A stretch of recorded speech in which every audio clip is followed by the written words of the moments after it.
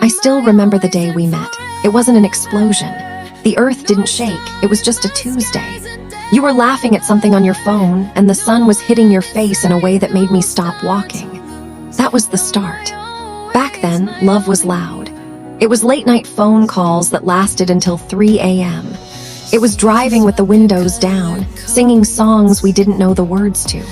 It was the rush of adrenaline every time our hands brushed together. Then came the boxes, the chaotic, messy joy of building a life in a small apartment. Love became shared spaces. It was arguing over which color to paint the walls. It was the smell of burnt toast on a Sunday morning because neither of us knew how to cook yet. We learned that romance isn't always candlelight dinners. Sometimes, romance is just doing the dishes when the other person is too tired to stand.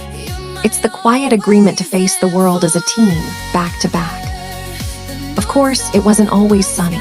There were storms, nights where the silence was heavy and the distance between us felt like miles, even though we were sleeping in the same bed. But that is where I learned the true definition of love. Love isn't just the happy moments. Love is the choice to stay when things get hard. It's holding on when your hands are slippery. We learned that "I'm sorry" is a stronger phrase than "I love you." And slowly, the storm clouds always passed. Years went by and the rush turned into rhythm. The excitement turned into comfort. And honestly, I prefer the comfort. I love knowing exactly how you take your coffee. I love the secret language we have, where we can have a whole conversation just by looking at each other across a crowded room. We don't need to impress each other anymore. We just need to be with each other. This is the quiet middle part of the story, and it is my favorite part. Now, looking at us, the hair is grayer.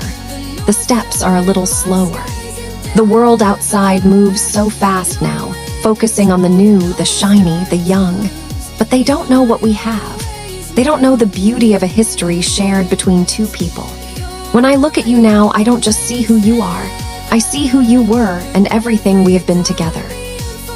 If I could go back to that Tuesday when we first met, I wouldn't tell my younger self anything.